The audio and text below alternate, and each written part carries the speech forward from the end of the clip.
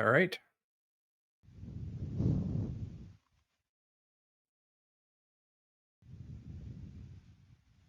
We can just sing some elevator music, right?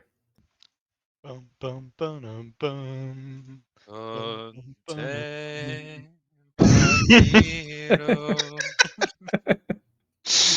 bum. All right. 9 o'clock on the dot. Would we like to wait for some people to trickle in, or would Sure. we Let's. like I to see. Well, falsely be known for starting on time? I see 4 people having joined already, so we got at least a couple people. Hello, hello. yeah. Howdy there, y'all. Welcome. Um, And it does look like my chat window is not populating unless somebody wants to say hello in chat and I can test it. Yeah, who all's here? Show yourselves, you scurvy dogs.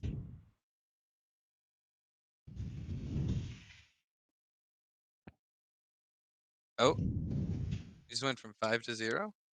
Everyone stop. 5-0, then back again. All Was this something we said? right. All right. Hey, Chuck. I see Chuck in chat. I don't know if yours is updating, Anthony. I see Chuck as well. Let's see. No, my chat window is just nice bright white. Well, to everyone I that's here, don't worry, because I will be the one taking the questions from chat. So I got or you. Fantastic. or worry. Yeah. Be very afraid. Be very concerned. All right. Well, Yeah. 6 people is a good place to get started. We do have quite a few questions. All right. Yeah, take it away. I'll So man the tech and ask the yeah. questions as they come up, but you can start us off.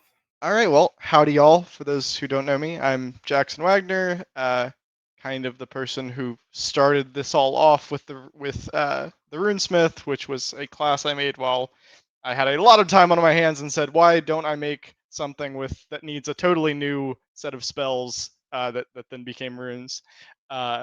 Yeah, in my day job I work for World Walker Games to make Wildermyth. I do design and QA. Um, yeah, take it over to Anthony. Yeah. So I'm Anthony Anderson. I wasn't the brainchild of this project, but I guess kind of the mastermind of bringing this group together that's kind of become our own little team, and we've now been self-branded as Runic Press. So I've got a number of years way back in the day, well, at least 15 years ago, of some TTRPG publishing, and then just kind of getting back into it here in the last year or so, and stumbling across these incredible folks and starting to make some books.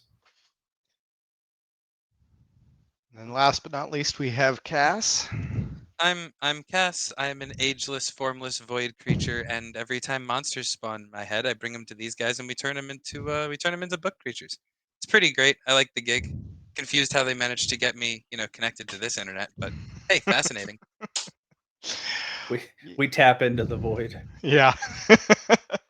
And then 2 of our other people who, so sadly we don't have our artists here. Our main artist is Mimic. And then we have Adlaya, who did all of the literal rune art. So they couldn't be here, but they are fantastic. And then we have Brian and Danny, who did lots of writing and editing and help. And this book could not have come together without their contribution. So Yeah, good to and be some with of the us. art you're going to see tonight, including Yes. the one that's the backdrop, is from our third artist, Maple. So you'll see a little bit from all 3 of our primary artists. Yes, I feel extremely lucky to have any of them because they're all so talented and good, and I don't know how they do it. That's why I write and I don't draw. Well, Uh, and especially since I'm sure some of the questions will bring out the fact that we work in a really tight window that doesn't make sense for the publishing side of things, and artists don't like that. yes, for very valid reasons. Yes, we do not blame them for not liking that. So the fact that we had 3 working on this project was amazing. Yeah, not sure how we landed that, but smooth talking aside, uh, let's jump off with our first question, uh, Sure. if that's cool with you. Yeah, so we've got a first category here is on creative process. So if you have any questions in chat, do the whole big question thing so Cass knows what to look for, and then you can drop a question regarding the creative process. And then at the end of that category, then we'll look at those two and we'll answer some of those questions as well. First question that came in: why runes? So, yeah, the simplest answer is that runes are really cool. Uh, and spells are great. I'm a full caster at heart, but I've played D&D for long enough that the restrictions of spells really started to grate on me. And also, I just got tired of the existing library of spells. I mean, there's a lot, but you can only really deal damage in so many ways before you're like, okay, all right, I've seen this one before.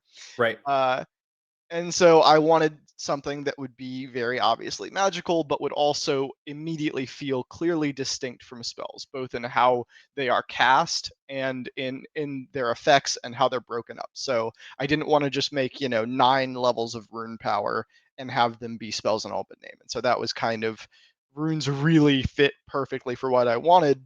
And it started with the Runesmith, which was a brand new class. It was a full-blown class where each of the subclasses had their own method of scribing these runes. Um, and so a lot of creativity came from thinking about, all right, these are the only practitioners of this magic type. How do they do it? How do they do it and that other people can't?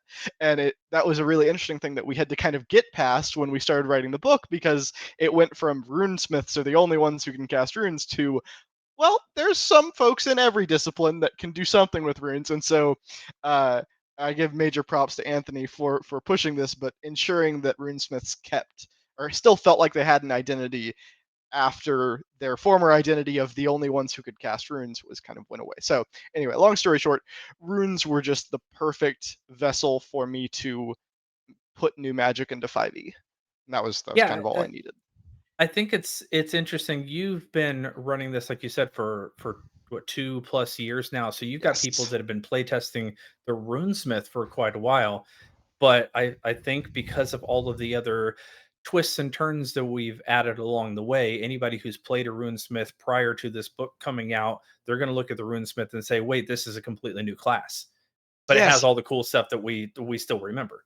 Yeah, no, and that's a great point. Is I had some very very kind players who were willing to give this class a shot, and they did great, and they revealed some gaping flaws both in the class design and in my ability to design things that I hopefully have made better since then.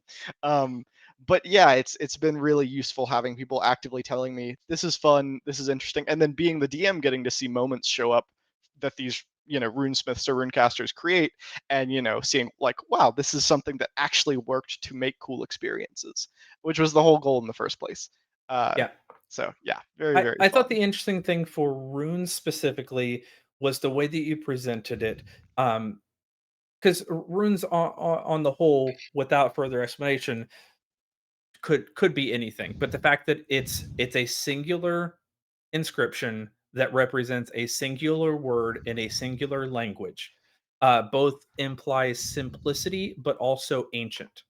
And I liked those ideas because when you look at it, it strips away a lot of the formulaic nature of spellcasting, where it really kind of has become a wizard's game of it's almost a science that this plus this, and runes just do what runes do because when you write a word or when you speak a word, that word contains the power that that word always has and always will.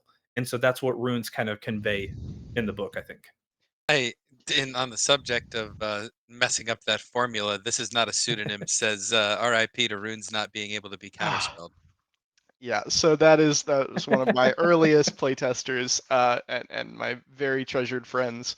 um Yeah, she really put RuneSmith through its paces and made sure that if it could be broken, she would break it to my detriment, and to my What a villain's sweetheart! detriment. I We know, all need a just player like just that. the very best. I'm very grateful. I I am that player. So, yes. So, It's why I look forward to running a one shot with you, just to see yeah. how bad it can get. Yeah, you have said you can't multi-class in this way, and I've said, "Watch me." So, we're still gonna give it a go. Absolutely. Yeah, so we've got a question, later on that actually will come up about, concentration and stuff, so, we'll Yeah. hit that here in a second. Next question from Ian, what led you to making the Runesmith? So I was studying abroad, and I found that my college hours went down from about 18 a semester to 4, just due to the nature of the school I was going to abroad. And so I had a ton of time on my hands, and I was really missing playing D&D in person, and I was doing a great campaign online, but I just really wanted to design something for D&D, and so I was like, hey, let me try making not a subclass, not a new subclass, because that's lame. I'm just gonna try to make an entirely new class, and if I hadn't had that much time, that project probably would have fallen apart because it took a long time to not only ideate this thing in the first place, but also make sure that abilities felt even somewhat balanced to create the power level differential and the how runes were going to be broken up using languages and figuring out how does this make sense? How is anyone going to read this and be like, okay, yeah, this kind of, I get it. Uh, so it was really just an excess of time on my hands and wanting to make something magical. And that was kind of the full of it. Yeah, so all you kids listening at home, if you have a semester free, work on something that's gonna take you 3 years to complete. And you might get here. You might get to this point. Yeah. Next question comes from Bailey, who is, I believe, someone that you know. Oh Uh, yeah, yeah. She's kind of cool, neat person. where did the inspiration for a whole new magic system and caster type come from? So you've hit on this a little bit, but yeah. Yeah. So inspiration, it was a funny thing because it wasn't really any single thing that inspired me. It wasn't even necessarily the game I was playing most of that time was Enter the Gungeon, which is not, not really very similar to D&D stuff. But there were definitely a lot of previous things that I kind of drew on for both the flavor of runes and then later on the visuals of it. So the Owl House, great animated show. They I think show rune casting the way I always imagined it. With the main character being an arcane smith and kind of drawing runes on paper, and because she's human, sorry for spoilers, but because she's human, that's the only way she can cast magic. Uh, and it's just very, very clever and really visually appealing. And so, and I saw this as I was already building out RuneSmith, and so I was like, oh, yay, this actually does make sense. Someone proved that this could visually, people could imagine this. It's Um, it's funny you say Owl House because I always picture I'm a big fan of the Dragon Prince on Netflix, and they do some very yes, similar Yep. casting. That And was my thought when I first saw this too, yeah. whenever I'm picturing rune casting, that's what I always see, and seeing those references in other magical media definitely does help to add like visual flavor for me. Dragon Prince was definitely some inspiration. It's kind of funny because, if Owl House is the Arcane Smith, Runesmith subclass where they write on paper, Owl House was the Ard Forge, scribe on the elements kind of thing. Uh, so yeah, no, those two really, really showed it off visually how I would have loved to like see it really created. Um, but yeah, that's the funny thing is there wasn't like one big bolt of inspiration. It was born out of boredom. And they want to create something, and that was it. And I've probably subliminally drawn on dozens of different things I've read or watched, but yeah, it's nothing too specific. Idle I know hands, right? many a villain. Yeah. I know many a villain whose backstory is they just got bored. Jackson, anything you'd like to tell us? Always watching Urban Rangers. Mm. All Ah, right. Here's a couple big ones. David, aka Iron Skink, aka Boldest Dungeon, asks, "How does the final system compare to what you had in mind when you started this project? And were there any major ideas that had to be left out on the cutting room floor?" So yes, I mean, first off, I the RuneSmith I released a while ago and had a lot of great people test it and give me good feedback, and it was a fun playable thing if you had a good DM. Uh, but then I brought it to these guys and they absolutely smashed to pieces things that needed to be smashed to pieces. it's the core of it is absolutely identical to what it was when it started. The belief and idea behind it stayed really, really firm, but all the other things that needed to be fixed, the team fixed. Yeah, that And it really is kind is of our love language, right? it is It's it's breaking them eviscerating favorite things. Yeah, for the purpose of making it better, which I really appreciate. So yeah, yeah. this is a great example of how the thing I created by myself is not half as good as what the team was able to make alongside me. Um, Major ideas left on the cutting room floor. I had it so that our arcane smiths who could also scribe on they could scribe runes on paper, but also on weapons and armor. I had it so that when they scribed on paper, it cost money, and so this was a subclass that you had to pay money to cast your most basic abilities. Uh, and I thought I'd made them sufficiently overpowered to make that worthwhile. But as someone pointed out to me, the amount of gold a party is going to have it can vary so widely. I mean, my party is Yeah. 18th level right now, and they go from being beggars to more wealth than a commoner would see in 100 lifetimes. So clearly that was not a stable foundation to develop a caster on. um oh man, I'm trying to think of other big things that I had to break apart. uh I will say, from my end, there are at least 10 monsters on the cutting room floor. oh 100%. gosh, that was the thing is Cass he would essentially put together these absolute behemoths, and then we would go, well, how is a party ever going to beat this without breaking the game? And That then we'd sounds go, like their okay. problem. If I didn't run campaigns for people who would give me such hell, even my party now, if I do something that is even like slightly difficult, and someone takes a bunch of damage, they're like, "Oh, guys, I get it. We're not supposed to win this fight." And Hmm. so, so no, yeah. Sadly, there were a fair number of monsters that we toned down, and a lot remained. I think, and the Oh spirit yeah, of them was many still there. many most certainly stayed. I'm contributing what I've got there because there are so many ideas. I will say I'm excited though because everything left on the cutting room floor can be stitched back together. Exactly. The Exactly. one thing that pops into mind just because of the way that we're publishing it is we really, really wanted to do an artificer subclass. And because we're not doing it on Yeah. DM's Guild, we can't. Uh, so that said, we've got subclasses for every other core class in fifth edition. Yeah. But yeah, we had to forego doing artificer, even though that's almost was like a no brainer for it. But Hey, yeah, yeah, that was lots of pain, not being able to add that. Okay. Well, actually, so sorry, I remembered the other than boredom, the one place runes came from was I was playing in a campaign where my brother was DMing, and I had the brilliant idea to use a lot of my gold to cast the Glyph of Warding spell on a shield multiple times, and I thought I was being so cool, and each had an individual activation word, and then when my character was finished, I was like, okay, I lift the shield, and he's like, okay, all of them break. Uh, and I was heartbroken because that's so stupid. um, and that indignance led me to make Arcane Smith, where I said you can permanently write these on armor.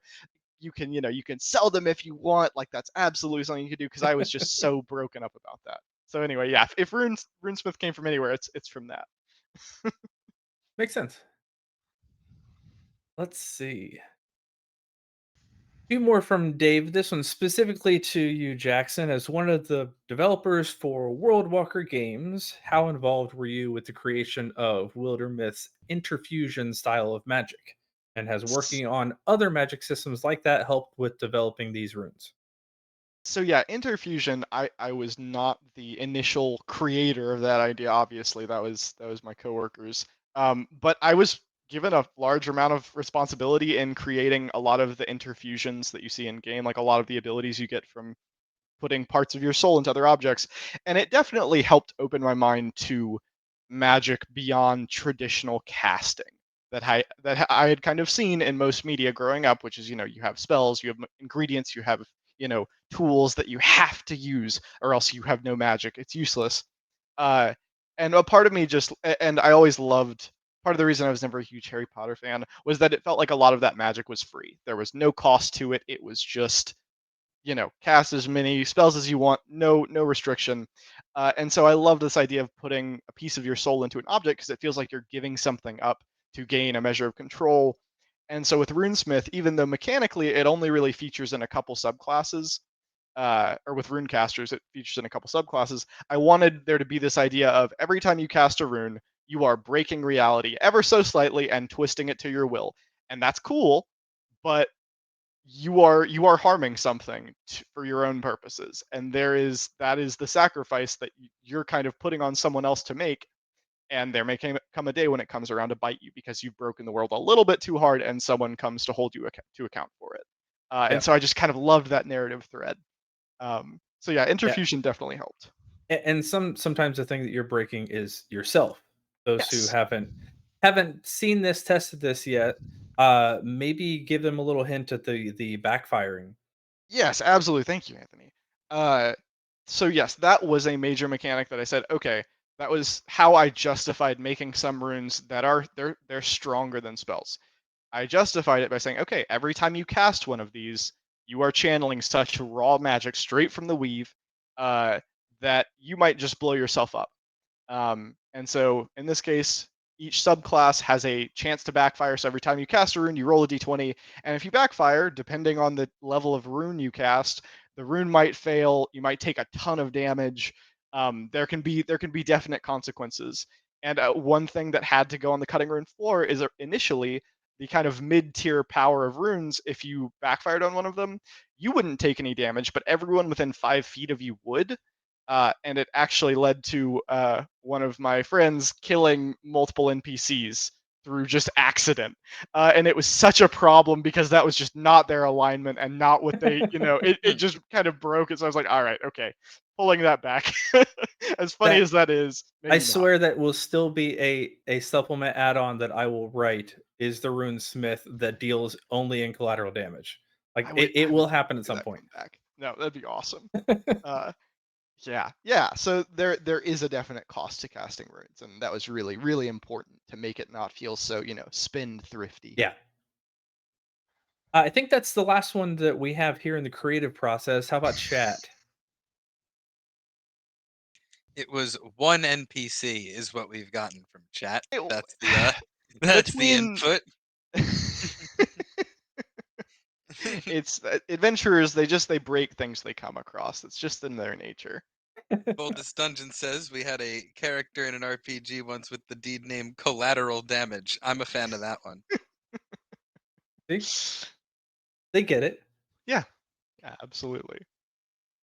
All right, I think next I do. We have some art, some work in progress stuff. So I am currently in the process of doing the layout on a lot of these. So we'll end up showing you a few spreads of some pages that we've got. But we finally have all the art from the artists, and so we thought we'd give you a little tease here with some of the creatures and casts. Since I think Mhm. you came up with most of the ones here on the screen, you want to All but tell us one. what these are? Sure, we can go through a couple. So one of my favorites, if you take a look at that Iron Maiden there, it's a creature by the name of a Simulimic.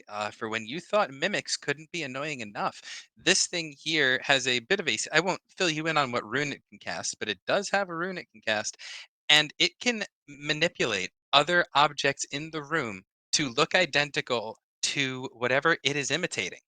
And through some bit of magical interaction can weaponize these objects. So you want an entire armory to be threatening and not just have them be animated armors? Well, we got you covered there.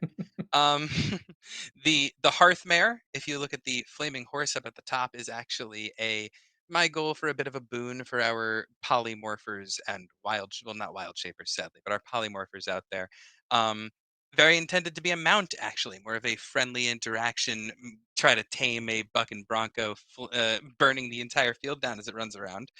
Um, the tiny cannoneer in the bottom right there is a little fun early game fey mob I had a bit of fun with. I like the idea of creating some ammunition and firing it at will. Again, more interesting uses of magic other than just casting spells. And all of these creatures are rune casters for the most part, or at least have some sort of runic magic. I won't speak to the kobold because that was one of Danny's. However, Yap Yap Slap Trap, very fun little kobold adventure in the book. We got some rune casting kobolds. That'll be fun. But my favorite among these, if you have a look at that whale-shaped water, that's the Leviathan ooze, and that thing answers the question: what if a gelatinous cube was really big and kind of acted like a kraken? Um, I'm quite a fan, and Jackson, I won't spoil much, but I know it's present in the adventure. Yes, yeah, the adventure. You will likely have an up close and personal look at one of these, and it will likely be unpleasant. So Fair enough. And then in the center, we obviously have Thimbleton himself pondering the meaning of life or whatever it is he is looking at right now. But yeah. All right, you guys ready for some more questions? That's a yeah, face that says, "Why would they do that to a perfectly good horse?" Or why didn't I think of that first? True.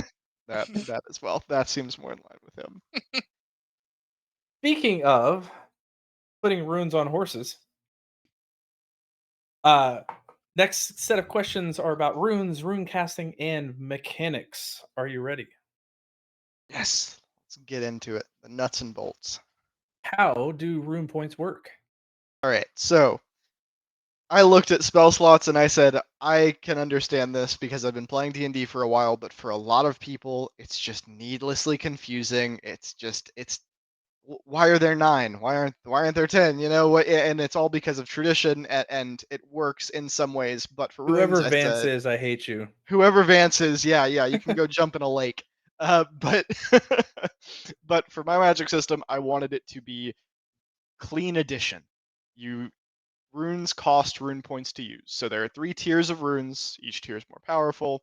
Tier 1 costs 1 point. Tier 2 costs 3 points, and then Tier 3 costs 6 points. And that was the basis of it. And then I said, the worst part about spells is when you run out of them.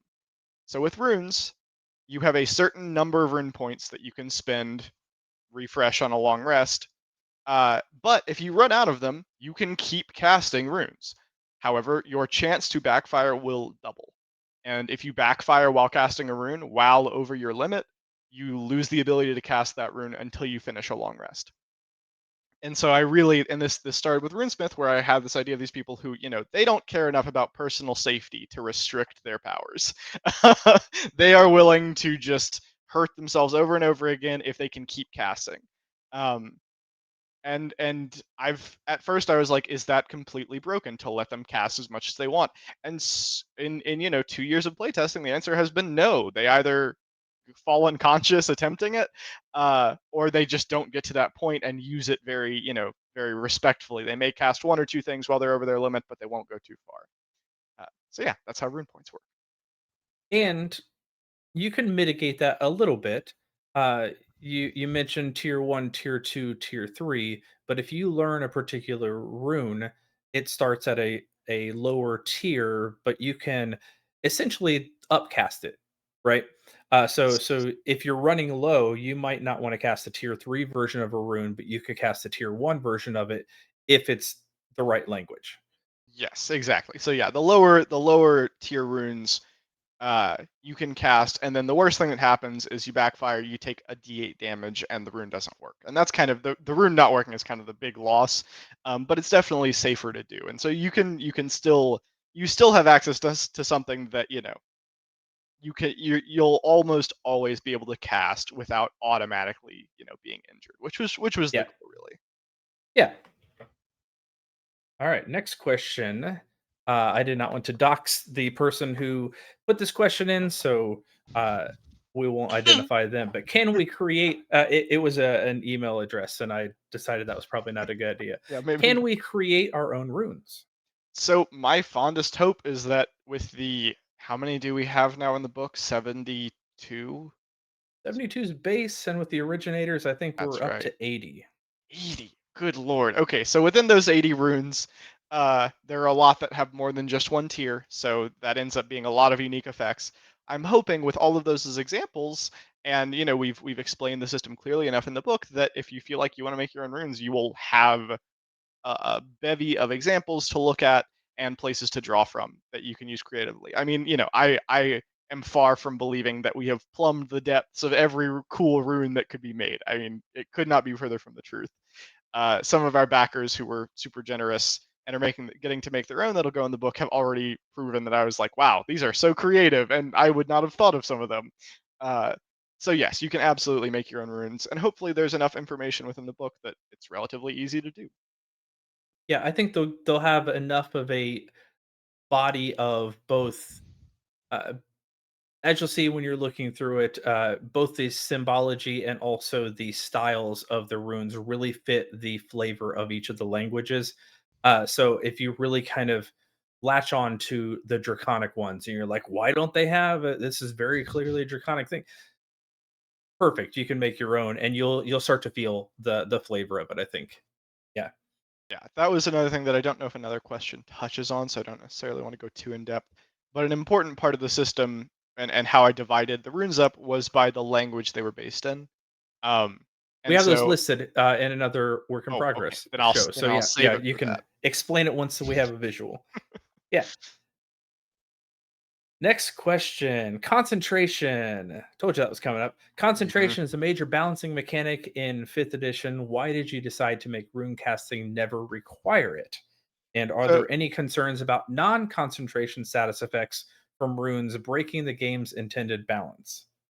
So concentration is a super necessary mechanic for spells because if you could just cast multiple concentration spells at once, it'd be really powerful. I've made that an ability my like big bads can do because I think it's sufficiently scary. I personally don't enjoy it. It feels like a real leash on what your powerful magical being is able to do. And it can really restrict the kind of cool stuff you can do. For spells, it's completely important, but for runes, I was like, okay, I'm going to make. So there were two things I needed to balance. I needed to make sure that there wasn't a runic effect that if you had, multiple runes running in concert, it would just be overwhelming. It would be too dangerous. And then I needed to make sure that there was a method of getting rid of runes the way you can get rid of a spell by breaking someone's concentration. Now, also, breaking concentration sounds like the thing like, oh yeah, you can definitely break a creature's concentration. I've had so many players who have made it just so difficult and they roll so well that my meanest monsters just have no chance of breaking it. So I also didn't want to underpower the runes. So I was like, okay, concentration isn't that easy to break. And it lets you do some pretty powerful things. So yeah, those were the two kind of balances I had to ensure.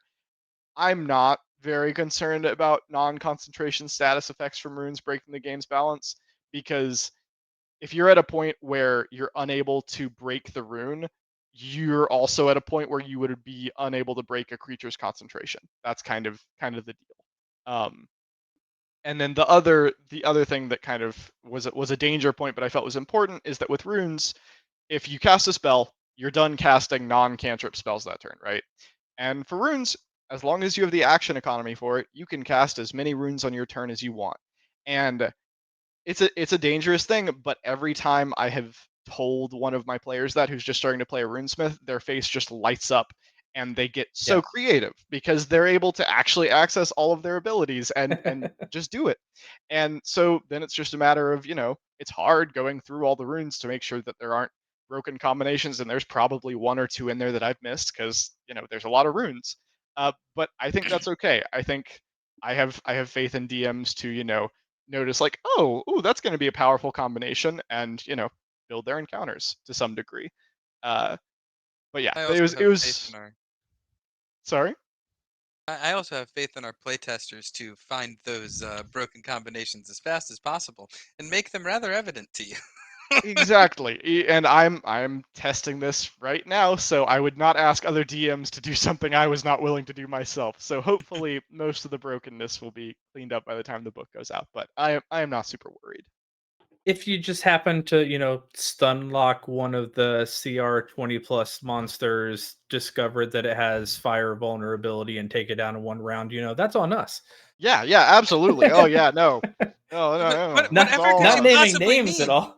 Whatever could you possibly mean? My monsters certainly do not have keyhole weaknesses that can be exploited by a very specific kind of character build. Perish the thought. Yeah, what I since it came up, what I enjoy about, I mean, this is our third project together. Cass's monsters are have a lot of thought put into them. And there are certain things where if you look at only part of the stat block, you're like, oh no, this is busted. We can't have this. And then you find, oh, they have this little weakness. And if you understand even a little bit about the creature, you can kind of pick up on what the weakness might be. So there's always like that give and take. It turns into a gigantic stat block, but it's a really cool gigantic stat block. Which Yeah, you I guys will definitely notice that I'm a little wordsy when it comes to my monsters, but if there's one thing you'll never see out of me, it's two claws and a bite, damn it. Like my monsters are Yeah, gonna be fun. yeah, yeah, which is fantastic, and with runes made me really happy because I wanted these monsters to embody the runes that they cast, and Cass very successfully accomplished that, I think. And I think encounters are made more interesting when you're not just fighting a big box of health, but a living, breathing creature that, has lots of big strengths, but also may have a weakness because yeah, everything that exists has some kind of weakness.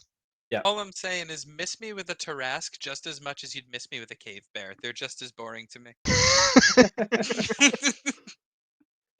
Both of them can be taken down by a level one Aarakocra with the longbow. Yeah, Oh man, that's the fact that that exists is just such a miracle to me. I encourage a player to try it, and then they can quickly roll a new character. Ugh. That may be the last one. There might be one more after this in this category. Do we have any questions from chat about runes, rune casting, and mechanics? There's a lot Give of me your mechanics. thoughts. One time pass, I won't eat them. It is probably because it's mechanics and rune casting. You mentioned that action economy, if you have uh bonus action rune that you want to cast and an action rune that you want to cast, theoretically a reaction, although you're not really supposed to do reactions on your turn, you can do all those in the same round. One of the trade-offs is no cantrips. Yes, yeah. So that was So no freebies.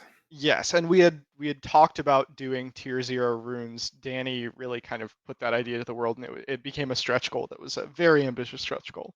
Uh, but yeah, because some part of that basic idea that magic is should come at a cost was kind of done away with by tier 0 runes, and the only way I was kind of going to be okay with it is if backfiring was still a real possibility, and maybe just, it was just the smallest possible thing.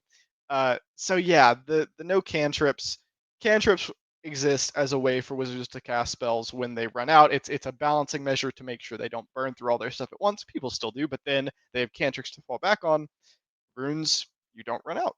You can keep using them to your detriment, but you can keep using them. And so I just felt like they Yeah. honestly didn't need it. Yeah, it seemed like a decent trade-off that when you're out of rune points, it doesn't mean you're out of casting. Yeah. So it kind of filled in the gap in that instance. Yeah. Yeah, so we can grab any other questions from chat if we want. But speaking of runes, we have a few Oh, we examples. Oh, yeah, we we just do had a have question. Go we do ahead. have a question. Are you able to share any examples of the things that runecasters can do at the different tiers?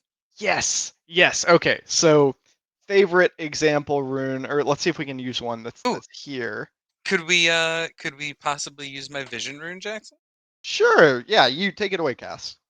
Well, I will say vision has been updated since the last time I specifically messed with it. But effectively, my goal with the vision rune was to give casters an option for, things that could be scouting, your arcane eye, your scryings of the world, but not necessarily. I'm trying to pull up the thing so I get the exact wording. But I wanted to make sure the effect wasn't all too similar, but I think the scaling on vision will depict some of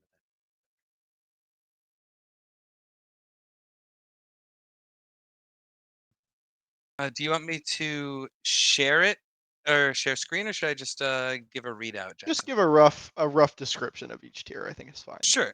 So for like the tier one for vision, you've just got advantage on perception checks, and your passive perception increases by 5. You can see through illusions. Tier 2, you have all of the above effects, and in addition, you can see invisibility, you can see into the ethereal plane. They just appear a little like translucent. And then at tier 3, you effectively it's very similar to true sight. So you can perceive the world top down up to a 500-foot radius. You can see in normal and magical darkness, invisible creatures and objects, and automatically detect illusions and succeed on saving throws against them. And you perceive the original form of a shape changer transformed by magic. So, like though it maintains the what's the word, the cohesion of vision, right? Everything there is vision. They're not necessarily reliant on each other.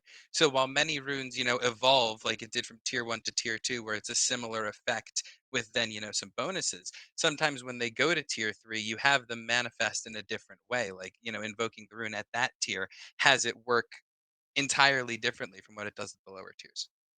Yeah, and so people are aware, how long does that rune last? So the tier 1 is an hour, tier 2 is an hour, tier 3 effect is 10 minutes.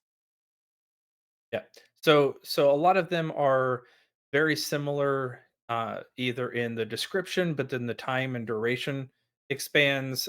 Some of them, the time lasts just as long, but then the effects almost like upcasting.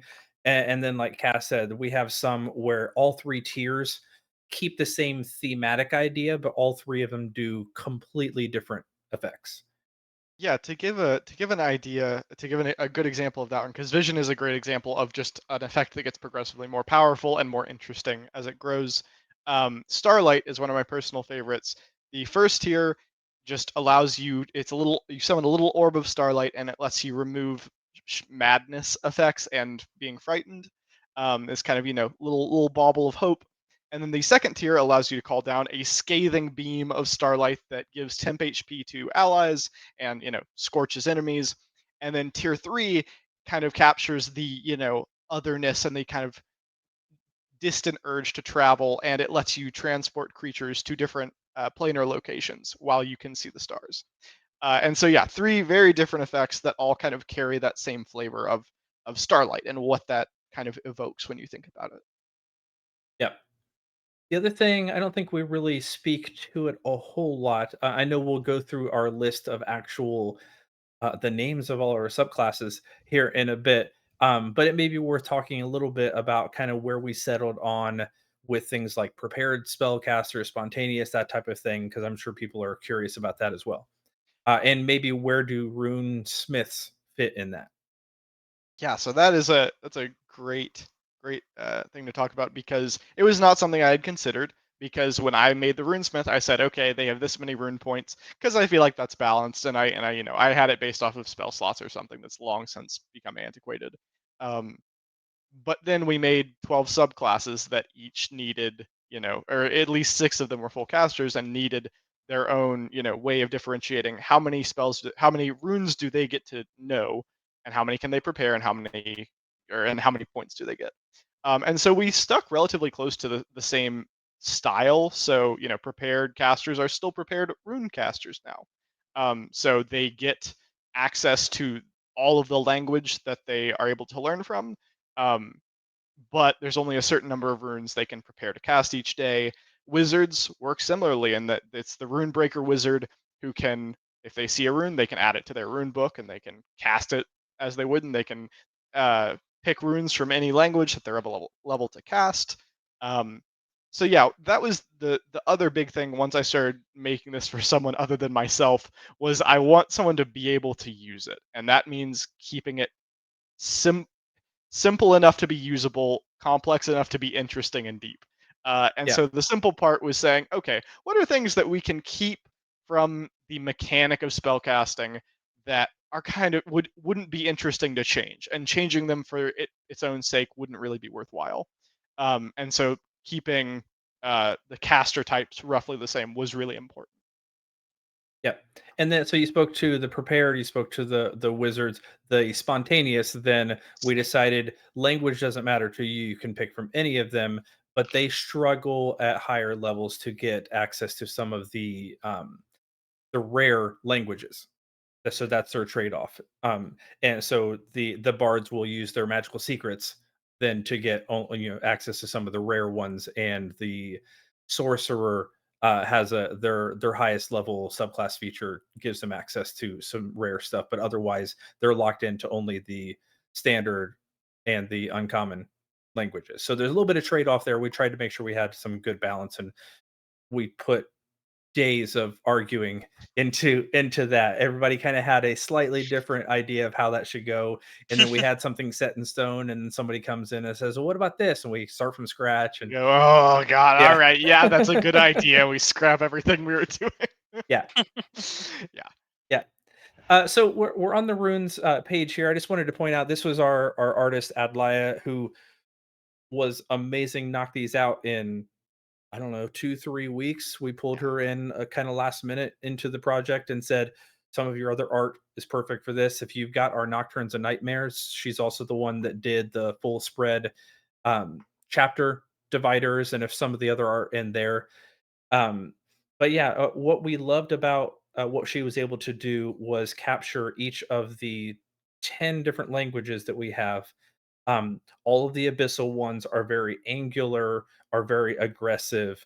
The common ones look like just doodles. The elven things look very organic. The dwarven ones are all blocky. Like when you see them all together in one language, you're like, oh, this is like a cohesive set. It makes perfect sense. Yeah, Yeah, it's really cool. that was always something that I loved, but didn't think I would be able to accomplish because I certainly couldn't draw it. Yeah, So getting that was really, really a treat to get to see it come together and just be exactly as I'd imagined it. Uh, yeah. Are you ready for more questions? Do we have any more in the chat? We got nothing right now, but All if right. any chatters want to ask some, I will let people know. We got a couple questions about just Kickstarter in general and timelines. The first one is probably one of the ones that everybody's wondering, when will the book come out? And I guess I probably have the closest approximation to timeline, as especially the first book is mostly on me to get together at this point. Um, we are still saying we're still saying June for the Runic Compendium. I will say for those of you who are watching either now or end up watching this later on, it is very likely that it will come out the end of May. But if it is June, it'll be very early June. I don't foresee too many difficulties in that. The other stuff that we've got going on, we're not as certain about. We promised character sheets, some updated character sheets for more runic style. That one we're not sure on. We're having a little bit of back and forth with some of the artists on timeline on that. So we don't have a timeline for that, but know that we're still working on those. Those of you who backed at a tier to get the VTT tokens, we need to identify which of those that we want to actually create. But that shouldn't be too hard for us to churn out. So look for those before the end of June, possibly much, much sooner. And the Lich of the Lost is still in edit form, but I believe the content is largely done, and it's also being run right now in play testing. So I think our timeline for that is a very nebulous July, yeah, that but seems very possible with where I'm at right now. but yeah, July has 31 days, so there's a wide swing in there. But I don't think that we feel like it will be any later than that. The cards are the last thing that we've promised, and that will be another layout nightmare for me to sort out. But I think I have everything I need. So once the compendium is done, we have prioritized that. We want to get that to everybody who's backed it first. You can start running with things, start playing with your characters, and tinkering with runes and stuff like that. So that's our priority. Once that's done, I can potentially shift over while the Lich of the Lost is being edited. And so that will be a print and play card set that any of the backers who backed at that tier will have access to. And then any of these things, I'm not sure that we've explicitly said this, but they'll be available on drive through RPG. So if you feel like, man, I really wish I'd up my pledge or whatever, and I want to get Lich of the Lost, it sounds really cool. Anything, or I didn't realize there were print and play cards, I want to add that. All those things will be on Drive Through RPG once they're available. So that's the plan for those, and I think that's everything that we've talked about. We got So yeah, another comment from Boldest Dungeon. His Kickstarter baseline is to take the projected timeline and double it, so it sounds like we're in good shape. That's very generous. yeah. Well, and I think we're still on track, so Yeah. we're good. This is what we were projecting, and I am terrible at managing my own time. But when it comes to group time, they will tell you I'm a stickler for. Hey guys, I should have had this a week ago. What's going on? It is Uh, very appreciated. I'm not sure we would have gotten half the work done that we have without Anthony being very consistent about this is the date it needs to be done by, and then inevitably we don't Someone's need got makes to up for do it. it, Yeah. and it yeah. couldn't have been me. Yes. Yeah. So no, very much appreciated in that role. Related to Kickstarter, David asked, "Did the Kickstarter meet your hopes and expectations?" So let's maybe answer that one first. Yeah. So for reference, most of the other projects we've produced, we have sold on DM's Guild, which takes a 50% cut. Which is pretty brutal when you break it down into the other distributions for everyone and how much work they did, etc.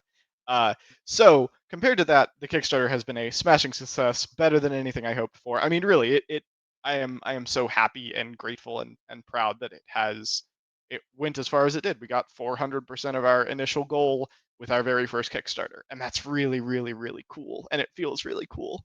Uh, and so now I'm just kind of focused on making sure all those people who supported us get the best possible product in their hands as reasonably soon as is possible. Uh, so yeah. As for you, Hi Maple. hey there, Maple. We have one of our artists lurking in chat. I was just informed. So welcome. So yeah, We showed them some of your art already. Yeah, excellent, excellent art. that's cool. We have, so one of our authors editors is in Britain, and so he would have loved to be here, but he is in the middle of sleeping. And then Maple is uh, an Aussie, so just woke up or in the middle of lunchtime or something like that, as all the rest of Morning, us here Maple. in the U.S. So 14 from me, so I think it sounds like a lunch break. yeah, Yeah, that's yeah, wonderful. we're excited that you were able to. I was like, oh, we started later than I was originally thinking. Maple might actually be able to pop in, so I'm glad you did. Um, As far as yeah, the use, Cass, what did you feel like on Kickstarter? I have plenty of thoughts. I will share few of them, but I have plenty of thoughts. But yeah, Um, what did you think on Kickstarter? I thought it was wonderful. I liked being able to keep in contact with people. I liked the idea of hyping up the project and like every goal feeling like a celebration with everyone that, was already backing it and just moving the project further. you know I have a tendency to be the one in Runic Press that takes ideas and goes a little too far with them. So every time I saw the opportunity for more stretch goals and the opportunity to make the project bigger, as everyone hates what I do, um, I started frothing at the mouth. So I was pretty excited. I liked it. Yeah, yeah, so I felt like it was a success. So I will start with that. For sure, it was a success. We didn't really know what to expect. We set the dollar amount at, it wasn't arbitrary, but it was still one of those things where like we're pretty sure we might be able to get this. So the fact that we were 400 and plus percent above, what we set, that's amazing, and that's thanks to all of you guys. So we applaud you. This was going to be made whether we made $100 or whether we made $1,000. The fact that it pushed over 4,000 was just, that's icing on the cake. Um, and I don't feel like there was anything that Kickstarter necessarily did. I am always the type of person who make a note, learn from everything. We're going to do it better next time. And this is our third book, and every single time it's been a better put together book than the last one. So it's one of those things where like, man, we should have done this, we could have done that. We even the fact that maybe we should have just done a small little project to get a little bit of followers, so we didn't look like we were newbies that didn't know what we were doing. All those types of things were running through my head as we were going. But in terms of what we expected and what we were hoping, absolutely. That said, the would you use Kickstarter again for other projects in the future? We've already, because of this and because of just almost the length of time that we've been spending on this one project, we've already kind of retooled our model for the next, 6 to 12 months based on what we've learned of this. And Kickstarter, yes, will be used. But where we thought going into this, hey, if this does well, we're just going to do Kickstarter for every single one of our projects because why not? And we kind of scaled back and said, well, let's take another look at it and let's be very choosy on when we do Kickstarter, because the one thing we've learned is you need a couple of months just to run a good Kickstarter. And what we like to do is churn out entire projects in a couple of months. And so this is almost like slowed down our production process so we can theoretically make more money in the short term, but it may be we've kind of been projecting maybe slowing down our long-term ability to make some money. So it's been a weird thing. You will find out if you follow us on our streams here, which I think we might as well announce that now, sort of. Yeah, yeah. We've got this here. We've got Runic Press. We've talked for months about let's just do, hey, if Cass is doing a monster brainstorming session, might as well hop into live stream, crowdsource the project, talk people through your, thought process. We do a lot of just voice chat conversations and meetings and stuff. And why not bring other people in on what that looks like? Kind of peel back the curtain a little bit. So that's kind of Mm. what we're hoping this Twitch channel will become. Even if there's a new fifth edition Unearthed Arcana, let's go on live stream and just eviscerate. I mean, and look at the finer points of all of that. Whatever the case is, we do Um, that anyway. We might as well bring other people into the process. Are we locked in enough on the next project that I can hint at what some of the content might be here? When we get to the question that asks what future projects we're working on, Oh, lovely, lovely. Okay. that is the very last question on the slides. So we'll keep the viewers locked in with that We'll one. Yeah. keep the tension with that Keep our one. secrets for That's now. called a tease. Um, so yeah, that's my answer. Would you use Kickstarter again for other projects in the future? The plan is yes, but the plan is to be choosy with when and how we do that. I don't know if Jackson, you had other thoughts on that one. That pretty much does it. It was a difficult thing because it was so cool seeing, all the backers pour in and being like, "Hey, 50% of this isn't gonna get taken by a company. That's really neat. It's gonna be closer to 10." That was a very nice thing to feel. To feel like, the full amount of our work it'd be going to us. Yeah. Um, And and 0% and of it to the Pinkerton Agency. yes, yeah, that's the we love that part of it.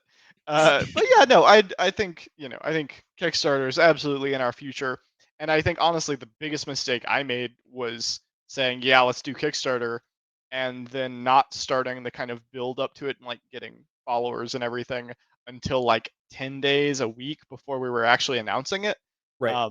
I think that was just a complete misplay on my part, and there were some restrictions that like how much content we had to show, and putting the page together was no mean feat. That was a lot of people working together for a good chunk of time, but still in the future we're going to have that open much earlier, Yeah. so we can start pulling folks in. Next question. What could you see as being the worst case event that would push the expected timeline out? So for Runic Compendium, the worst Nuclear war. well, for Runic Compendium, the worst possible thing that could happen is Anthony has an aneurysm and then I have to format it, and it looks a tenth as good. Uh, so I don't It's think okay. that's gonna Danny's happen. still alive. Danny's still I here. We're I at good. least have a format for you guys to Yeah, plug and chug at this point. But yes. Exactly. At least So for the main book, yes, there's very little that will slow down the production of the main book at this point. the main slowdowns I could see for other items are just the art requirements, and our artists are living, breathing people who have lives and things they need to accomplish, as this is in many cases not their day job. So artists having a lack of time is probably all of our artists having no time whatsoever is probably the worst case scenario that I don't see as being super likely, but it's possible that it could make it take longer as we search for other places to use art, or in our case, we try to cobble something together ourselves. Yeah. Yeah, I think anything that I can think of for any of the other stuff that we've mentioned, would be art related, and at least so far, like I said, I think we're still on track for our projected timeline. So yeah, I think that's it on those. How about more pictures? Yeah, So pretty. yeah, so this is the first couple pages, or two of the first couple pages in the runes chapter. The image resolution isn't quite as good as I was hoping, but you can kind of see how they're lined up. So this is probably your best bet if you wanted to talk about how, the three Yes. language types, the different languages, all that sort of stuff, and you can just see the sheer number of runes. Yes. So to put it in context, the all of the standard language runes have a tier 1, tier 2, and tier 3 version. Uh, so as far as effects go, you can multiply the ones you see there by 3, and then uncommon languages have two tiers, tier 2 and tier 3. They're kind of higher level ones that you can cast once you're a little better. Those of two tiers each, and then rare languages are the spooky. Oh boy, this is kind of sketchily powerful, and they have just one tier, and that's partially why there are so many of them. Yeah, one tier, um, but they're tier threes, and yeah, yes, and, and you're if gonna find that, and it was hard for some of us to wrap our brains around, but you're gonna find that the higher level you go, the more options you have in terms of languages, in terms of total runes, and just casting tier one, two, and three. There's a lot more that opens up.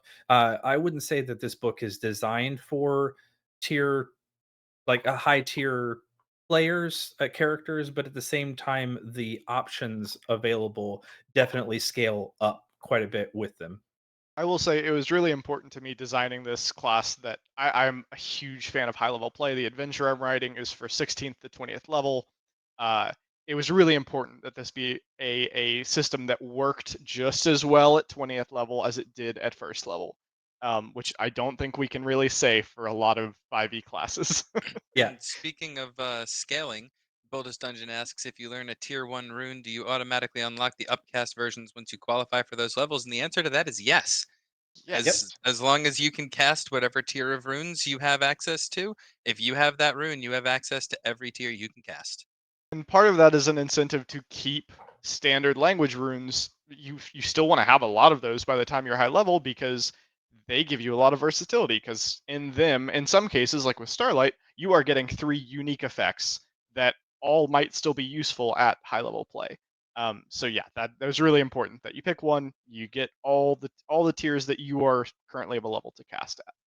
yeah, Which for those interested, you gain access to the tier 2 runes of uncommon languages when you're at 7th level. You gain access to the standard language tier 2 runes when you're at 10th level. You get access to tier 3 runes from both standard and uncommon when you're at 15th. And then at 17th, you get access to rare languages. So even though tier 3 runes are roughly as powerful as each other across the board, rare language runes tend to have effects that are really strong or very kind of esoteric, and you shouldn't really be able to use until you're pretty high level. An example would be void, which you create a void that pulls in all creatures including yourself within 120 feet, and if you fall into it, your body is destroyed. There is no way of resurrecting you. Please make a new character. So that is not yeah, something you want to hand to an 8th level character to mess around with. yeah. Or one of the ones that I made, which ended up taking up close to a full page. The Infernal Rune Bind is creating a binding contract, just like a good devil would. And it depends on whether the creature is hostile, neutral, or friendly to you, but it is it is very contractual in its language, and so very specific. But again, to be able to do that at lower levels just makes very little sense. Yeah. And then you see on the right, a few of the examples. We'll have each of the rune um, symbols with them, and then they'll be listed as tier one, tier two, tier three in that order. And we chose again after lots of knockdown, drag out fights to alphabetize them, just because it's theoretically easier to search alphabetically for you. So we have the list broken down by language first, and then when you go looking for the descriptions, they're all alphabetically. I was overruled on having the descriptions being broken down by language, and my players are already rioting over it. So, I don't have a horse in this race, but Urban Rangers, if you guys care, whatever you say, I agree. it's It's not changing now. it's yeah, now it's formatted. Now it's really stuck. Yeah. Yeah, compromise is a brutal and terrible What if thing. we just added 10 more monsters right now? The layout guy is sharpening his shank right now.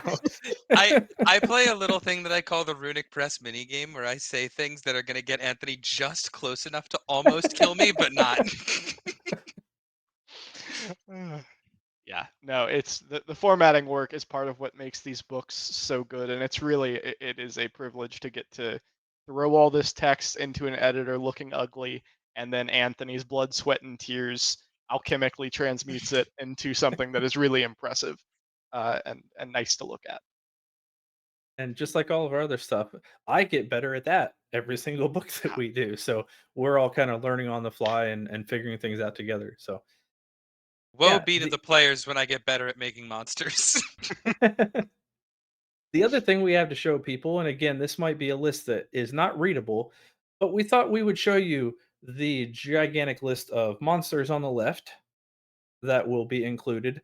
And we wanted to make sure that the monsters that we made were not just random monsters that maybe sort of fit thematically.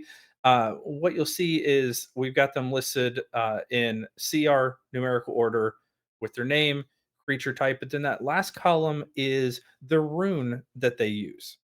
So we had probably twice this many original, ideas floating through our heads. But one of the things we wanted to make sure that we did was we didn't want to put it in the book if the creature didn't cast a rune. It wasn't a runic creature. It deserves to be in a different book. So, yeah, if you're wanting to say, hey, I really need something that uses the crown rune or uses the storm rune, what creature has it? We've got something. And some of them cast multiple runes because they're more of like a whole humanoid rune caster type of thing. So we wanted to make that easily accessible for you.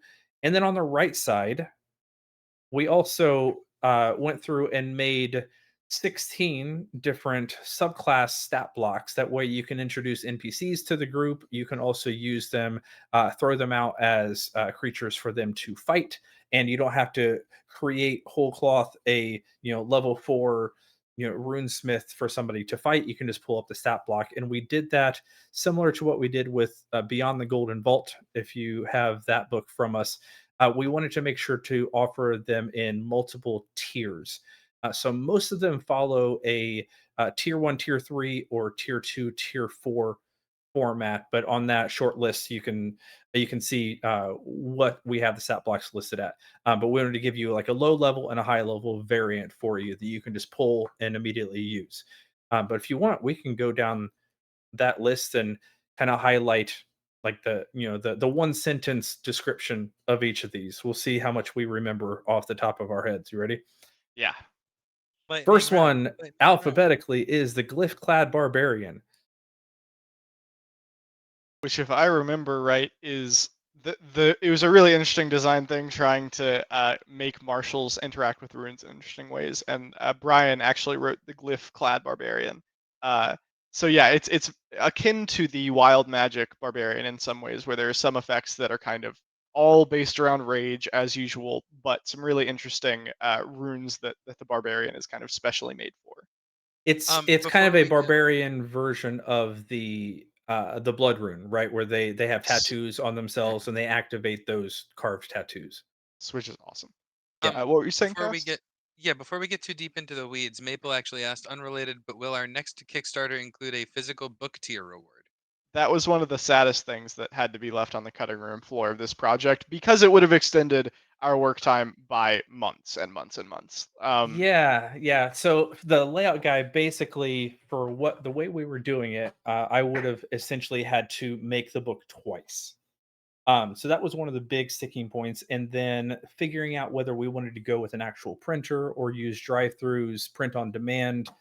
There were a few different options there that we definitely want to pursue, but especially since we kind of jumped into the Kickstarter, like Jackson was saying, and we're like, let's do a Kickstarter, and then launched it like 2 weeks later. Um, I didn't feel like we had sufficient time to do that right. And I know because I watch this type of stuff and I follow a lot of people who are pretty open and transparent about the way their Kickstarters have gone. I know those are the types of things, especially once you get into shipping costs, that become the difference between people making thousands of dollars and literally going bankrupt uh, from their own personal funds because they thought they actually had a successful campaign and ended up losing money because the cost wasn't what they expected it to be. So we didn't want our very first campaign out of the gate to do that, and all of us say, "Well, I guess we're going to go back to doing other things now." So, short answer, maybe. We're looking into it. It is not outside the Yeah. realm, but it's not something we wanted to bite off immediately. But Yeah, yeah, don't get us good wrong question. though. Every single one of us wanted that. It Yeah, just wasn't I'm realistic. I'm probably gonna personally get one just for my table because just it's have gonna look it so have it pretty made. I and may be doing yeah, the same. it's yeah. So ah And we do still theoretically have other options. So the downside to doing the DM's Guild on the other two books is unless they hit a certain tier or certain like threshold of sales, we'll never be able to actually see that in print. This one we have a lot more flexibility on what we do down the road. So it may be if this makes more money and we continue to pursue it, we can actually say, okay, we're going to turn this into a bound book. We'll do a hardcover. We'll do the staddle stitch, whatever the options are that we want to pursue. So that door isn't closed on this one as much as it is on the other two projects that we've done. That was it, one of the intentional choices of the drive through option instead of DM Guild. So yeah. So that was the Glyphclad Barbarian, the Runesinger Bard. Jackson, that was yours. yes, yeah. So the runes are really powerful and casting them should be dangerous, and so bards of course decide that they will, sing them into existence. Uh and so yeah, this bard is all about, ignoring the effects of silence and using its unique method of rune casting to the fullest advantage possible. Um yeah, so to keep it short, that's what it does. Yeah. The Journey Cleric, that was one of Danny's. We He basically said, "Okay, well, I'm going to make a whole new rune." And we're like, "Okay, well, I guess we'll put that in the book."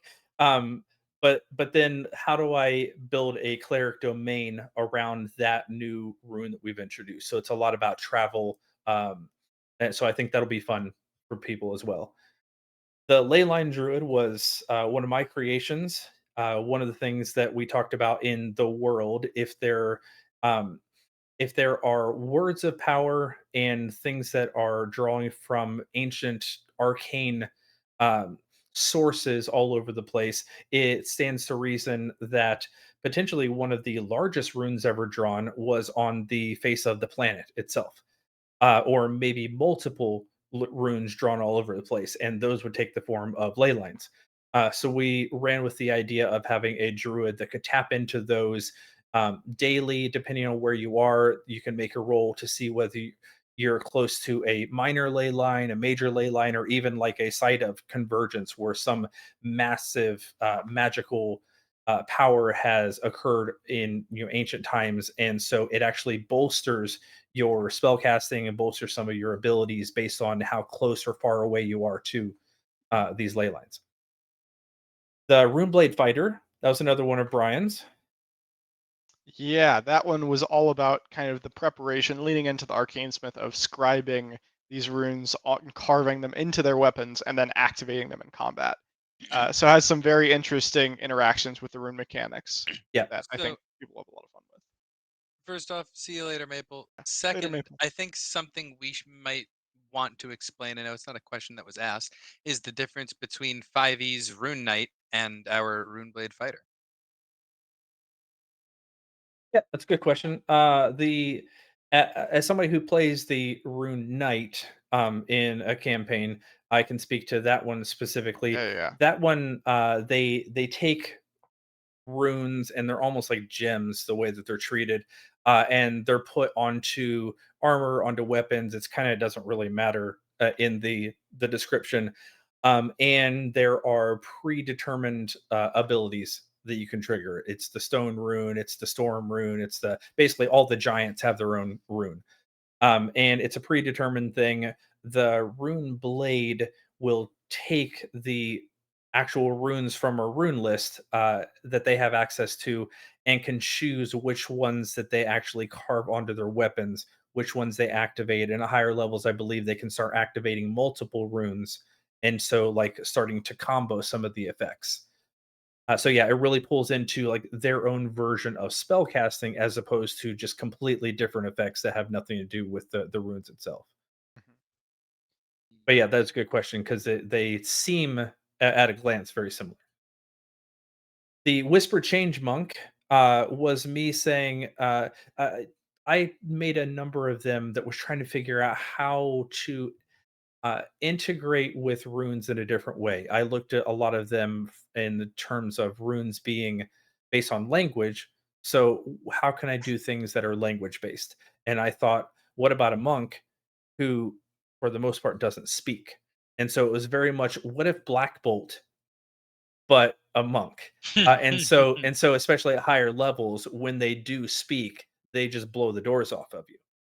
It is that type of thing, and so the ability to utilize silence, and also utilize noise and channel them in very specific ways. Then we Then the have Rune the Lord Rune Lord Paladin, Paladin. Yeah, that was yeah, that was my response to, okay, you've got all these people who are casting a very raw form of magic and just tearing apart creation at its seams. And then you've got these folks who say, okay, enough is enough. And they will use very, sparingly, they will use the tool of their foe to maintain stability within the world. And so that's kind of their whole thing, is making sure there is a world left to cast runes in, and to make sure that crazy blood runes don't go wild, destroying the world with their abilities. so they'll just runic smite things. Exactly. Yeah. Yeah. The Glyph Guardian Ranger, um, is, uh That was a Jackson tough one. Jackson's laughing, that, I've actually created, I think, 4 different rangers before we settled on that one. Um, but Jackson knows that I think the Ranger is a really cool concept that has never actually been done well. And so I go out of my way in all of our projects to make better Rangers. Um, this one essentially is the honestly the only character that we have in here that cannot really cast runes on their own. The one rune that they can cast is the tier 1 song rune, which basically makes noise, and that's about it. But they cast the tier 1 song rune and can summon a variety of different um, creatures that have innate rune casting. And so it's kind of a variant on the Beastmaster, but they're specifically summoning um, glyphic creatures that can do. They're the ones that are going to do the rune casting, and each creature type has one rune that they can do, and over time it gets bolstered and bolstered, and so the ranger does the ranger things and doesn't have to worry about the casting thing. We had to put a little note in there because it's powerful enough. We actually took away its half spell casting, which again took a little bit of back and forth on. But I think we finally settled on it's got enough. It's got enough mojo. It didn't need it. Mhm. So some people are probably celebrating on that, and some people are probably wishing they had never backed the Kickstarter at this point. But Just because of that. Just because of yeah, the glyph that card. alone right there. Yeah. We screwed it right there. But yeah, that's a Glyph Guardian. Codecracker was one of mine. Codecracker Rogue, the idea of somebody who sees all of the symbols and kind of can break apart the hidden meaning behind all of them. To walk into a room and say, that guy, that guy, that guy, they all have runes on them, and I need to keep an eye on them. And then how do I break them down more? How do I identify them and know what they do just by kind of taking a little bit of time to ponder it? And how can I actually use my sneak attacks more efficiently on creatures who have runes on them? So that's the idea for them. And then we have the four runesmith Yes. subclasses. First one is the blood rune. Yeah, so the Blood Rune is the very epitome of high risk, high reward. They have the highest chance to backfire at a roll of 1 to 5 of any subclass. But all of their runes deal more damage, do more healing. They can give creatures disadvantage. They scribe them on their skin, so they'll scroll them. They take damage while casting very small amounts, but they get very significant results out of it. And then you've got I'll the say, Ard. little minor interruptions made me laugh. Boldest Dungeon says for the Ranger, that's the I choose you rune. Yes, Yes, yeah, that's you. that we've joked about that these are going to be the best Pokemon you've ever encountered. Yeah. So yeah, then we have the Ardforged Runesmith that is kind of 4 elements, blends a few kind of spell casting things that are more just interacting with nature, but they apply similar effects to the spells themselves. But yeah, you can draw an earth, water, fire, air, avatar style, and then yeah, capstone you get an avatar state style ability. Um, and then we've got Willbreaker, who is definitely mechanically was such a bear, but I think the idea was cool enough that it deserved it. Where you so I because at this point I'm like, okay, I have a runesmith that writes things on skin. I have a runesmith that writes things on elements. I have a runesmith that writes things on weapons and armor and paper. What does a fourth subclass write things on? Souls. Obviously, it's souls. So the Willbreaker Such a can no-brainer. duh can secretly and surreptitiously write on people's souls and have runes that have delayed timers to go off at different points when they will be most catastrophic. And then we have the classic arcane smith. Thimbleton was an arcane smith. By the way, just for anyone interested, Thimbleton was the very first, even though canonically he's not, he was the first runesmith for a player to ever control. My wife played him in a campaign, and he was an arcane smith runesmith, and he was fantastic. And clearly, I adore him. Very snooty, very full of himself. Classic arcane smith. Just thinks he is absolutely the smartest person in the room, and he might be, but he's so annoying you don't want to give him the satisfaction. Uh, but yeah, he's an arcane smith, scribes things on armor, weapons, paper, and then we've got Runeborn Sorcerer. Yeah, Runeborn Sorcerer was another one that I wanted to kind of encapsulate the language side of things. What if somebody was born to parents who had a rune cast on them? What if they were born to somebody who were rune smiths? Uh, and how does magical language affect someone from birth? And so they lean into a lot of the very language based stuff. And ended up like our uh, filler art for the longest time. I think it's still in the document because I haven't replaced it yet. Was Dr. Manhattan. A lot of their capability is to be able to identify all of the spells, all of the runes that people are casting, and just say no, no. I know. And it's apparently been enticing enough that I think in some of the playtest groups we've had a number of people We've had jump on that multiple people playing immediately. it. Yeah. Yes, and these are creatures that can cast the runic equivalent of counterspell for free, and it's oh boy, it's something. I'm I'm looking at you, Urban Rangers, with both of my eyes Oh, directly. I all see you, 12 of Chuck. my eyes. Wait, 12. You've been looking through my window again. How did you know? and then Yeah, our yeah. only I see you in the chat, my friend. our only nod to the giants, which have their own rune thing, but that was separate thematically and mechanically, and I may not have even known they had a whole rune thing going on when I made Runesmith. But is the Jotnar Warlock. Yeah, the Jotnar is not only the only thing that specifically leans toward giants, but also the only rune caster that we have that has the capability of still casting spells. So Yes. we decided to keep their cantrips and then convert their pack slots to rune slots instead. So a little jig there, but the other one, surprise, surprise, if you thought you're going to be able to cast spells and runes as a wizard. Nope. So we've actually gone and done the work for you and changed your like whole class table to make it easier for you to see where you get your upgrades, replace the spell slots with the rune points, all that sort of stuff. So you'll see those in the book. But yeah, the Jotnar Warlock essentially lets you pick at early levels which type of giant is kind of your patron. And so you end up gaining features, capabilities based on, is it frost, is it fire, is it stone, that type of thing, in addition to all of the fun warlock flavors and features that you're used to. And then we also decided to include specific runic invocations, one for each of the three base. Again, we couldn't touch the talisman ranger or talisman. I made a talisman ranger. We couldn't touch the pact of the talisman, but we have pact of the blade, pact of the chain, and I'm drawing pact of the tome.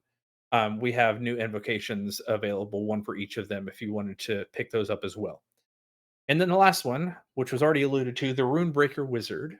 Yes, so this one is essentially a wizard who has thrown down his spellbook and gone, "This is useless in the face of runes. I'm just gonna learn runes so I can mess with them." And so runebreaker wizards have very high backfire, but they essentially force other people to suffer the consequences of their mistakes. Uh, and yeah, by the end, they essentially come to terms with the fact that, all right, I guess I am a rune caster now. I have no excuse. Uh, Okay. so yeah, that's I'm pretty fond of that one. Uh, Yeah. So in total, 33 monsters in the main book. There will be more coming in the Lich of the Lost, and then 38 total subclass stat blocks. So lots of beefiness for you to throw at your party, and it's a nice way for you to kind of introduce the idea of runes, even if you have an existing campaign. That these monsters and these stat blocks are available, and people are like, wait, they did what? You can do what? Hey, can we start again? I want to start over. You know, so it's a nice way to kind of ease your party in, or And completely fry their mind, whatever. I do just want to take a moment to point for I know Jackson was saying he loves his high tier play. So do I. And if you look at the CR chart on all those monsters over there, you'll see something you don't see in many Wizards of the Coast books, which is that we have multiple monsters over CR20. So there are, if you want some epic level gameplay late, a boss rush of some primal elementals, you can have at that, or multiple options for big bads if you want them for your higher level campaigns. So we did not skimp on the horrifically sized, horrifically powerful monsters.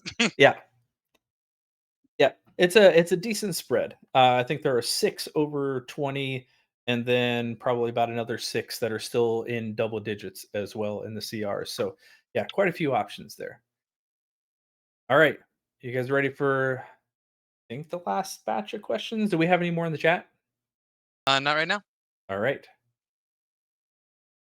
About the team, we have Ruh-roh. some answers. Yeah, I didn't realize there was going to be a personal quiz. Um, we do have some answers from Danny here on some of these as well. So first question: what are your go-to classes? so I know Danny said his go-to class are paladins. They're earnest, they're fun to play, but of course Danny, like most of us, spends most of our time in the DM seat, which we all do. For me, Right. it's sorcerers. Meta magic is just a darn good time, and s- wizards are nerds. Sorcerers are the cool kids of the caster universe, and that's fun. Um, I For everyone who knows me will know this is not a surprise. I like to pretty much take my sorcerers and make them be as close to druids as I can without having them actually be druids. I love my nature magic. I love my you know, growing plants and buffing people with the fruits of the garden. So you would think I'd be a druid player, but I just like meta magic. For me, it's the warlock. I think it is the most versatile. The bard kind of is the one that is jack of all trades. The warlock lets you choose between a dozen different paths, and you can be good no matter which direction you go. You can also it's probably the easiest thing to multi-class into and feel like you're getting a lot of flavor and features, a lot of bang for your buck. Oh, Now, all bets are off when we go into the current Unearthed Arcana and look at the Warlock, but we won't talk about that just yet. I should, on the subject of warlocks, for anyone who might be concerned, should we address the Eldritch Blast thing? You still get Eldritch Blast as a Runecaster Warlock. That was Bam. that was largely the reason why we kept cantrips. Because if we took out cantrips, that means we took out Eldritch Blast, which means we eliminated a good chunk of all your invocations as well. You're welcome. Yeah. I believe, don't hold me to this because it's been a while since I wrote the subclass, but I believe there may even be some things that kind of lean into, depending on your giant of choice. There might be a few things that lean into the Eldritch Blast a little bit too. Yes. And we should, normally I wouldn't put words in other people's mouths, but knowing his handle, we'll say Brian's a fan of bards. Yes. Brian does love his bards. Yeah, bards, and I would imagine he's usually the one to jump on writing a lot of our martials. So I think barbarians and fighters are near and dear to his heart as well. Hmm. Right. Next question: what are your favorite RPG systems? So I'm a D&D player through and through. I've touched on some other RPG systems in my time. I haven't played Pathfinder in person, but there are a lot of or I've played Pathfinder once in person, and there are parts of it that I really, really, really appreciated. And I love 5e, but I think there are some areas that Pathfinder goes into detail that I wish with all my soul D&D would have gone into detail on. So yeah, Well, that's the next question, so you can tell us all about that here in a second. I am oh yeah. staring at you through the void. You will play Ars Magica. You will play Ars Magica. Every single one of you will Hey, play Ars Magica. I am always down to try out a new That's system. that's my favorite, like near and dear to my heart. No one actually plays this with me, but I adore it system. I've got some experience in Pathfinder, and I like it. It is a bit of a trope of mine that I have a tendency to try to rip some mechanics, and everyone's like, "Well, isn't that just Pathfinder?" And I just go, "Shh, shh, shh." Hey, if Wizards of the Coast can do it, you can do it too. Yeah. I don't go by Yep. that anymore after what they've been doing. Yeah, actually, that gives you a lot more carte blanche than it once did. Uh, If Wizards of the Coast can send security Pinkertons, asset yeah. specialists to people's doors, so can you. We've What's heard you've been stopping you? illicitly rune casting. Hand it over. Oh God. I am the resident Pathfinder did it person. So that one, especially second edition, Pathfinder first edition really is just kind of a reskin of 3.5, and it has the same problems that I kind of have with D&D as a whole. Um, so I like D&D, but I'm kind of the opposite of Jackson. I really kind of jumped into D&D in the last almost really since COVID. um, I was aware of it. I played it every once in a while, but never had any long-standing campaigns. Anything that I did that was D20 related was first edition Pathfinder for a bit off and on. Um, I have played dozens of random either spin-off things or standalone things, Fate Core, uh, trying to think of all the other cities of mist, all those different things that have come out. And again, I've been around a decade or two more than some of the rest of the crew. So honestly, some of my jumping in points was actually sitting down at a table for the first time with some people who were playing basically a homebrew game that they had kind of been working on for decades, because it just kind of spun out from old school Warhammer, old school Rune. What is the? I don't even remember. It's not Rune Blade, but there's like a really old system that uses a D20 system, all that sort of stuff. So we were playing somebody else's like homebrew system from like the 80s, and I sat down and said, "Hey, number one, let me play." Because I haven't really ever played this whole like tabletop stuff before. I'd done some online like AOL chat room based systems before, and so I never really done the face to face thing. Uh, Loved it, fell in love with it, and then I said, "Why haven't you finished this book? You it sounds like you've been working on it for like 25 years. Can we just get it done and get it out the door?"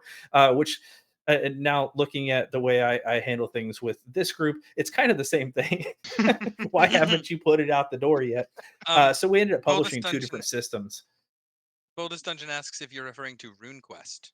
Yes, thank you, Rune Quest. I was like, well, we're talking Rune Smith, Too or many we got Rune. runes. Yeah, everything in It, our brain right now is Rune something. Yes, I think it on the is Rune subject of Quest. on the subject of homebrew games, though, that's actually how I got into tabletops too. Is a buddy of mine way back when was running a Gundam skin of a GURPS game.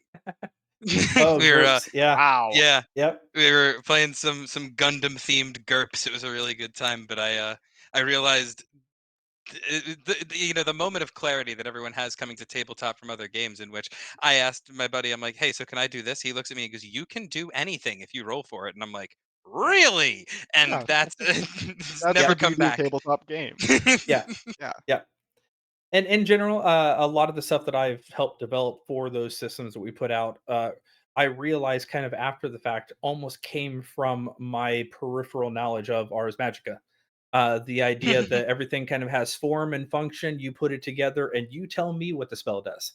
Hmm. And so we build a few, spell casting systems that are very formulaic in that you combine this and this, you spend a couple points on the thing that you want to do, and then you describe the effect. So I really like those types of ideas. So yeah, getting into fifth edition then with COVID was almost a matter of ease of access. So we've been kind of producing in that regard, almost for the same reason: ease of access, ease of sales. Which I think Um, digs into the next question, yeah, actually. yeah, which I think you're right. What do you wish D&D had that other systems have or can do better? And what does D&D 5e have that other systems don't? So I would answer the second one. D&D 5e has accessibility, not Hmm. accessibility in Hmm. terms of a lot of the things they probably need for yeah, addressing different handicaps and color blindness, all those types of things. We see that all the time with D&D Beyond and stuff like that. But in terms of, it's what everybody plays, it's what's easily accessible. If you have a local gaming store that has just a handful of books, D&D is what they're going to have. And even things like D&D Beyond lowers the bar of access. I think that's the number one thing that has going for it. Don't get me wrong, I don't hate it, but I think there's a lot of things that other systems do better that we can probably touch on. Uh, that yeah, we can. When you're home brewing, Pen you can do whatever recognition you is want. very Yeah. big. Yeah. Yes, I it think is. Yeah. I think that's actually, yeah, what I would answer, that something D&D doesn't have, that I'm kind of glad it doesn't have, is because it's lacking a lot of, or the your choices in subclass can be limited when compared to other TTRPGs. That means there is room to innovate. Where looking at all the Pathfinder subclasses, I'm like, they have thought of literally every good subclass idea in existence. Yeah. I've got nothing. I'm lost. Uh, so it's funnily enough, it's something D&D has going for it, is that kind of it doesn't feel like everything's been done, even though it probably has been by someone else. So It feels open. for that, I don't call it open, but I call it modular. Like, we've had this Modular, yeah. discussion many times among the table of whether or not we should be working on our own system or continuing to make these additions for 5e, because 5e is missing a lot of that clarification that some of us who play in other systems like. But what I like about 5e is that while it is not the best system for any one thing, it is a good enough system for just about anything, and you can make most things work. Since it is so rules light, I find that you can configure things to it, and if it doesn't have a ruling for it, you brew it and make it either at your table or in your content. Making the crunch come back one home rule at a time. Exactly. Exactly. Yeah. It is one of those like flip a coin thing on. Sometimes I love that D&D is so open that you basically can decide on the fly what the answer is, and then other times I'm like, I hate it. Pathfinder second edition has a rule for it that you never have to ask the GM, and the GM's like, oh, I don't know, let's make it up. So sometimes it's great as a DM, Yeah. and other times you would love to just have the rule defined, and so I can just look it up, or better yet, tell the player look it up. Yeah, exactly.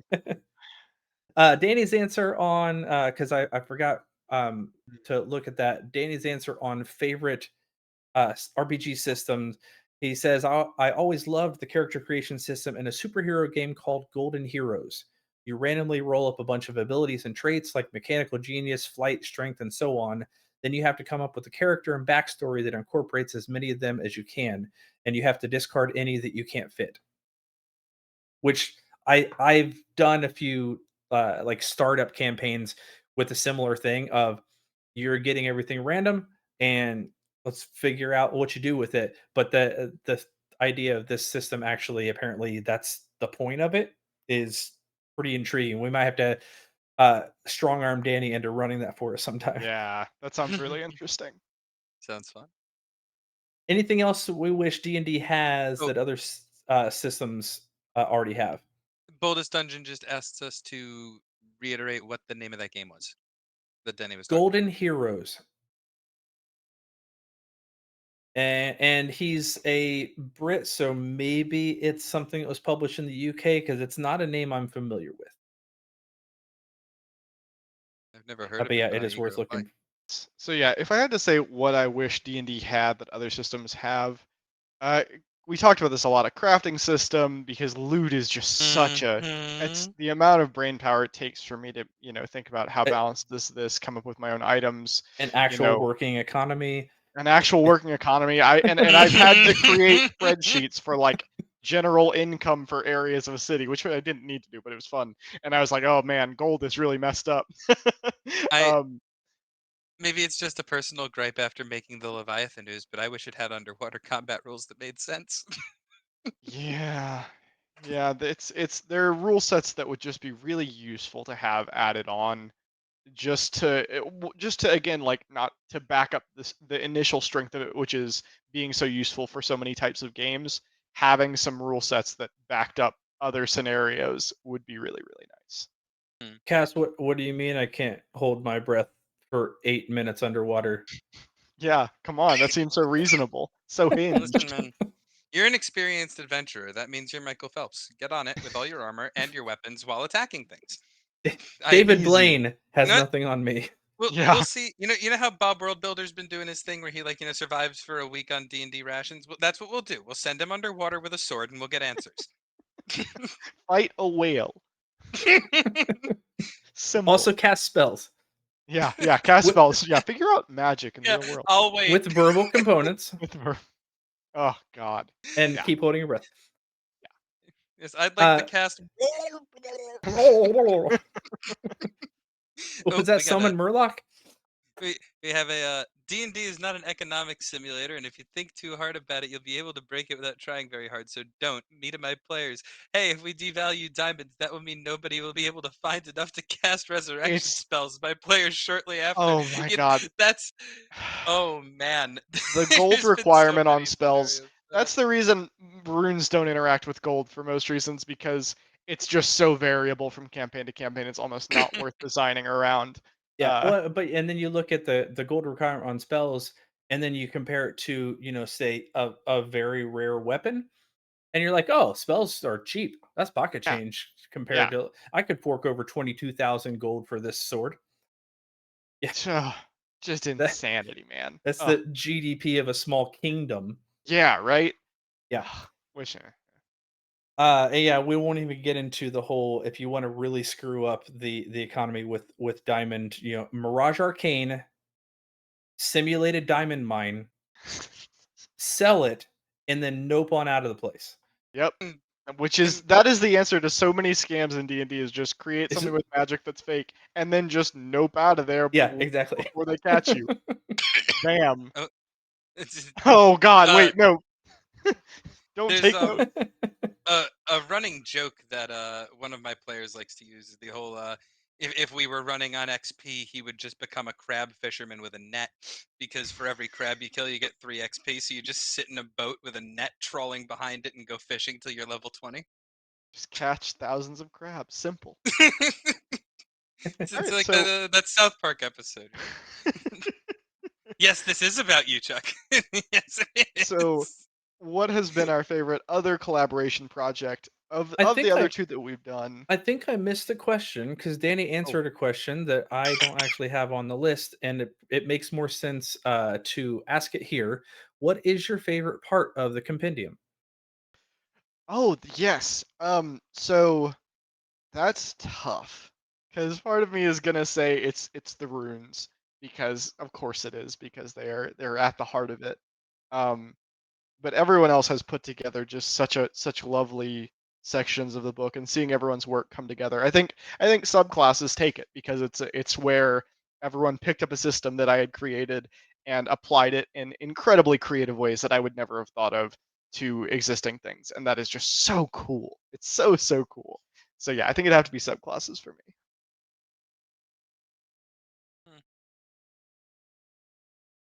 I Cass, you fear are not. responsible for most, if not all, of the monsters. I'd say a solid most. Danny Mhm. definitely. There's a lot of those kobolds Bunch of the that kobolds, were, yeah. made together. But I mean, I fear not tooting my own horn. The monsters are pretty cool, but my favorite part is actually the runes, and I'll say it's just because I was talking about my love for Ars Magica, my love for mixing those spell effects together and really being able to use that creativity. And one of the things I I learned over the course of D&D, my 5e experience went from a fighter to a rogue to a sorcerer. And when I was playing my rogue, I was playing an arcane trickster, and I was always sitting there going, wow, I wish being able to have this knowledge that I have, I could use higher level spells to do things in more, tricksy ways, whatever. Now I'm going to start playing sorcerers. And I started playing sorcerers, and I found out that even with all the power and the most options in the world, I never felt like I could truly express what I would want to do as this crazy powerful mage. And so rune casting at its core allows for more creativity. And so that's, it's part of why I enjoyed this project as a whole so much. That's the dream. More creativity for players. That's what it's all about. Yeah. Danny's answer is that's an easy one for him. He says, I wrote the one shot adventure, which we have called Yap Yap's Slap Trap. And he says, I really enjoy it. It features a whole array of rune enhanced kobolds who have basically turned themselves into living traps. So you have that to look forward to. That's the adventure that we included in the main book. It's the tone juxtaposition of the two existing runic adventures is going to be wild between that low level fun silly adventure compared to the Lich of the Lost that is just going to be very sad. Very fun but very sad if you die or survive. So, This yeah, this will be I one of love those things where people make the meme characters and then bring them into the high level adventure and yeah.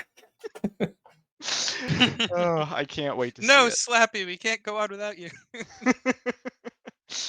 My favorite part I think is just the fact that we've been able to pull this off. I don't know that I True. have one specific aspect of it, and part of that maybe is that I didn't have as much of a creative hand in this because it was a lot of wrangling and managing the Kickstarter, those types of things.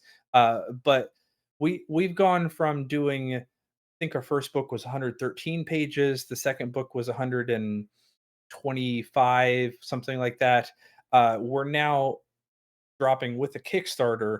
We're doing a Runic Compendium book that's looking to be, don't quote me on this because it's not done yet, but looking to be 160 plus. And the Lich of the Lost, which we had originally toyed with putting it into the main book and decided to spin it off as a second book. And it's probably a good thing we did because that'll probably be 60 to 70 pages. Um, Oh, easily. yeah. I mean, we Oh, may at the end of the day push 80 on that one. Who knows? With yeah. all the other monsters and anything else we're putting on there. Who we are known for Project Bloat, so don't be surprised if it's 100 What do pages. you mean? Never. I prefer project robustness. I Robust. It has a lot I'm of simply girth. digging. You can take my pick when you want, but until you do, the hole gets bigger. So my favorite part of this is just that we've pulled this off. This was one of the many things we did nocturnes in 2 months. We did uh, Beyond the Golden Vault in basically 3 months, if we want to kind of not count the whole Christmas time thing. Basically, and the OGL stuff slowed us down. So basically 3 months. Mm, Um, this one was just supposed to be the next one on the list, and as we started working on it, kept getting bigger and kept getting bigger, and then we said, "Hey, let's do a Kickstarter." And um, so it was really kind of outside of the core runesmith, those subclasses, and the base runes, which we've expanded on obviously as well. Um, so we probably had maybe a third, if that, of the book already written, and the Yeah. rest of it has basically been since February. So that we've been able to pull off basically, 350 plus pages of content, run a Kickstarter, successful Kickstarter. That's probably my favorite part of this. That so many of these things that people do, and God bless them, because like it's hard, but like people are struggling to put out stuff in 6 months, 12 months, that type of thing. And I get it, I totally get it. But for some reason, like when we get doggedly excited about something, we just like hyper focus and churn things out. So yeah, we're looking Yeah. at 4 or 5 months to do this entire thing. That's my favorite part, I think. Speaking of the other stuff, since I already ran through our timeline, what has been your favorite other collaboration project? I think pretty much everyone has the same answer for this one. Correct me if I'm wrong, but I'm pretty sure Nocturnes and Nightmares, because that was where we came together for the first time. mhm. Really had barely any idea who each other were for the most part, and then within the span of like a 2 month period, less than that, made a absolutely kick-ass Halloween D&D book that was on the front page for weeks. Yeah. Uh, that's I pretty cool.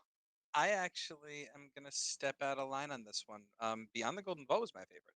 I Sinner, sinner. as much as I Get loved back in line. the initial hype and the get together of Nocturnes and Nightmares, that felt like a fever dream for me.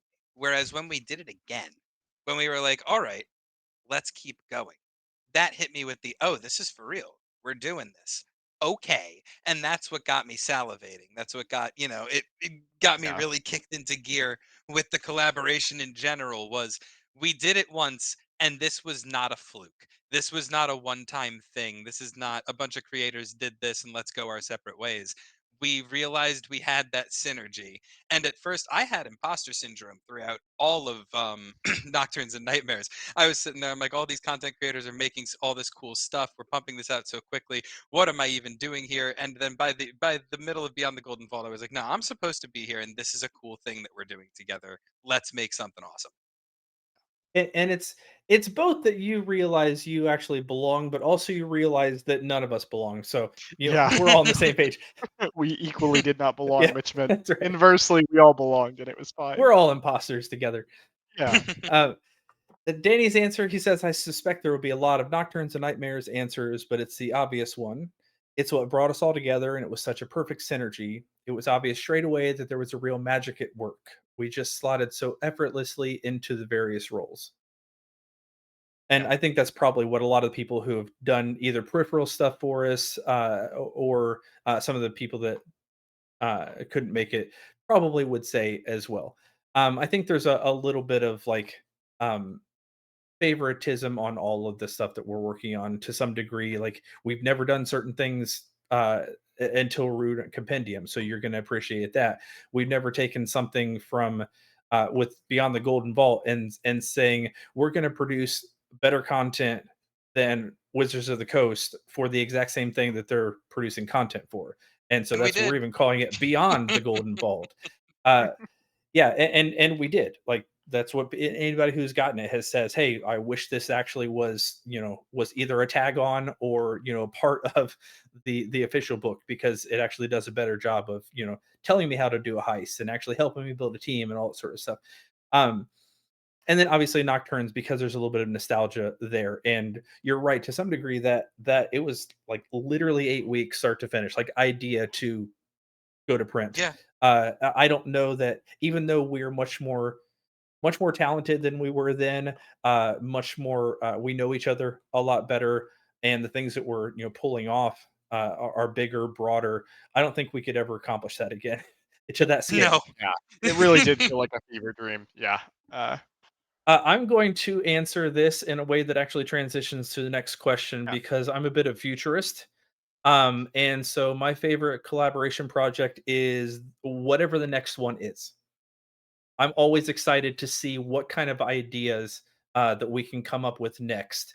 Both because I get bored easily, and so I'm always like eager to see what we can come up with. But I'm always thinking, man, we accomplished this. How much more exciting is this next one going to be? How much better is it going to be? How much cooler? How many more art people are we going to get? How much better am I going to actually figure out new cool tricks for layout and all that sort of stuff? So we got some fun things down coming down the pipeline, which is Yeah. the last question I think that I officially have here. Do you have future projects in the works? Yes, we are excited to announce Job Rock's Potato Mine. It's all about a dwarven potato farmer, and BRB writing no, this no, down. Yeah, well, I was about to say I know Slow people who down, would slow. love You're to talking play too that. fast. But yes, no, yeah, no. we have. We are doing an agriculture supplement. It's called Harvest Rune. That's coming out about 3 months later. No, that's also a No, joke. I wish. Um, No, we do have other things, smaller projects that we're going to be working on, kind of uh, scaling back our very robust sized projects as we talked about earlier. this is not a Uh, pseudonym asks. Is this the one where you guys rework the 5e economy? that is not a No, that that is is not a not what we're small doing. project. I Um, it'd be I great could. though. It'd be I great. Yeah. I am Every time excited we to come announce up though. with the idea of, hey, we could release a little modular supplement that fixes this thing that's wrong with D&D, which has come up half a dozen times even in the last like month Yeah. alone. I keep circling back around of, yeah, but we could just write our own system. And so everybody's like, yeah, that's a lot of work. Let's just go back to doing our own stuff again. One day he'll get to us. One day he will. I won't I won't have this conversation on stream, but that is not what I said. I'm calling No. people out in public. In So public, live on stream. so the first two projects that we had were I wouldn't say they're my baby. I didn't necessarily have a lot of like heart into them, but they were kind of I spearheaded them. This last one was Jackson, and Danny's got a couple ideas that he's been working on for a while that we'll probably put out either just under his name that we've helped with or Runic Press. But the next big thing we're going to tackle is one that Cass and another of our writers are going to kind of try to spearhead a little bit more. So if you want to do any sort of reveal, then now's Um, probably the time. I won't do a full reveal, but I will say we're going the drive-in movie theme. Summer movies into Halloween slasher fix. We're gonna be doing some more tongue-in-cheek fun supplements released as like right now we're looking at them as like mini zines maybe, smaller supplements being released in a serial way like movies. So expect some tropey fun, some more tongue-in-cheek kind of stuff, but also the same level of effort and general usability that you expect from our products. Like it's Yeah, it's gonna be good, but it's gonna be funny because I like funny stuff. If there's one thing that always kind of gets to me about a lot of things that are released, it's that they take themselves too seriously. And if you're going to be doing something like, movie tropes, a Halloween supplement that isn't, the way Nocturnes and Nightmares was, where it was very much, immersed. It was part of the world. Everything was being taken seriously as the threat it was.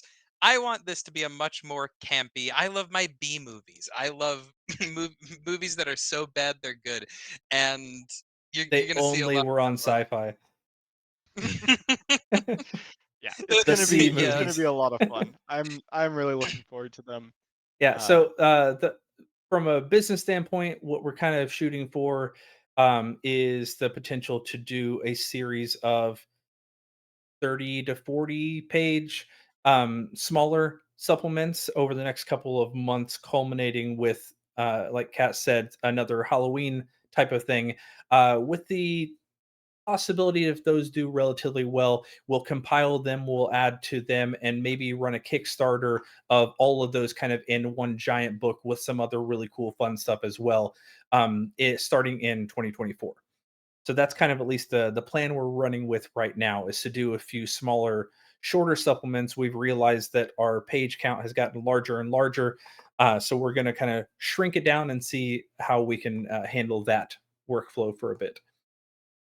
Yeah, it's gonna be And good, whatever it is. may or may not include Godzilla.